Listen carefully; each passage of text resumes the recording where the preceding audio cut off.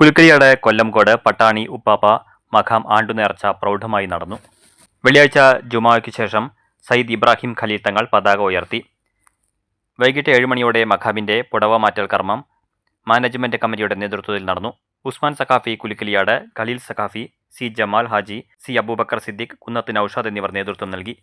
കാലത്ത് 10:30 നേർച്ചയുടെ സമാപനത്തിന്റെ ഭാഗമായി മൗലീദ് പാരായണം, ഉദ്ബോധനം, പ്രാർത്ഥനാ സംഗമം, കൂട്ട സിയാറത്ത് എന്നിവ നടന്നു.